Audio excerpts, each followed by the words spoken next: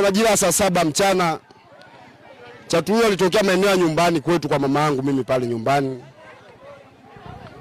Tulikuwa tumekaa chini ya mti. Bahati mbaya yule chatu akawa amemkamata kuku pale jalalani.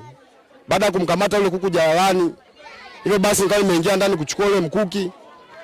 Na baadhi kama jamaa 3 hivi nikawa nimewaita pale nyumbani. Nyuma ya mtani naoishi kwenye mji wa mama mkazi, nyoka ametokea pembeni yake na kuku wake aliofuga pale, nyoka kamdaka jogoo na kumuua. Ndipo yule mama aliposikia kuku wake analia, akapiga yowe, majirani na balozi na wananchi wote tukakimbia kwenda kule eneo la tukio. Tukakuta nyoka bado ni mzima na kuku yule ameuawa yuko pale pale na nyoka alipo.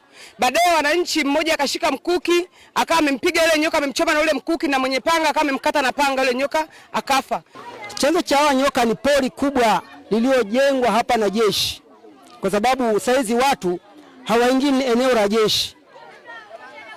Hata mtu yeyote haingii eneo la jeshi. Ni wao tu ambao wako huko pamoja na jeshi la magereza. Ndio wako huko tu. Lakini watu wilayah hatuingii maeneo hayo, na ndio maana nyoka wamejitawala zaidi, na ndio maana wanakuja kwenye makazi ya watu. Nyoka hawa ni wengi. Na nyoka hawa wamekuwa mara kwa mara wakitishia raia, nikimaanisha kwamba wakati wanapokuwa kama wanafunzi hao wako katika masuala ya kwenda shule na wengine kuchota maji mitoni, sio kila mtu ana bomba, wanakutana na nyoka aina hii. Kwa ombi letu sisi wananchi, hasa sisi wakina mama tuna watoto wadogo, serikali iingilie kati hili jambo, kwa sababu saa hizi ni kuku itaonekana hana maana yoyote, mbuzi itaonekana ni mnyama tu. Lakini sasa tutakapofikia kwa binadamu, wakati mwenzetu mmoja atakuwa analia amepotelewa mtu wake, ndipo serikali isimame sasa kutetea hao waliobaki. Itakuwa ni maumivu kwa yule aliyekosa. Hofu yetu kubwa ni kumezwa mifugo, kumezwa watoto wadogo wanaovua mitoni humu, maana watoto wengi wadogo kama wanavua humu, hata wakubwa wanavua samaki.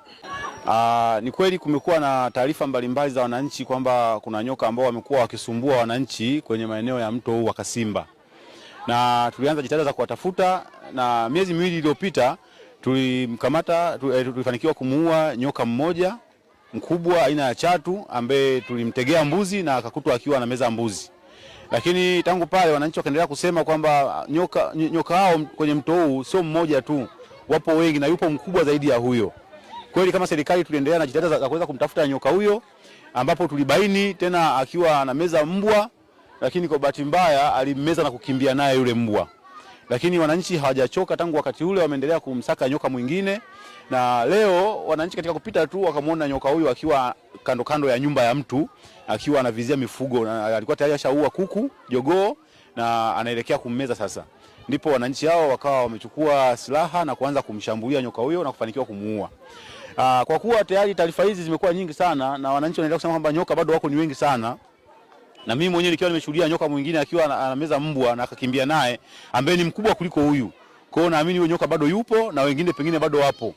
Tunaomba kutoa rai kwa wananchi kwamba wale wanaoendelea kutumia mto huu kwa matumizi mbalimbali, wengine wanafulia ndani ya mto huo, wengine wanaogelea ndani ya mto, lakini wengine wanakatisha katikati ya huo mto kwenda kwenye ngambo nyingine, hususan wanafunzi wa shule ya msingi na sekondari.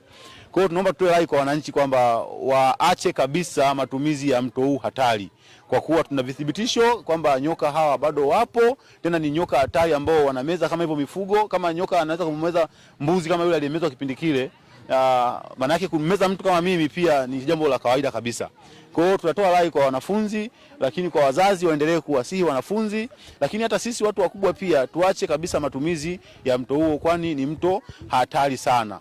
Lakini pia katika jitihada za serikali kuhakikisha kwamba wananchi wanakuwa salama, tuwasihi pia wananchi, hasa hao wenye wako kando ya mto, milango yao iwe imefungwa muda wote, kwa sababu nyoka anaweza pia akapesuka akaingia kwenye nyumba ya mtu kingali watu hawapo. Pengine unashangaa usiku umeingia kulala unakuta nyoka yuko kitandani.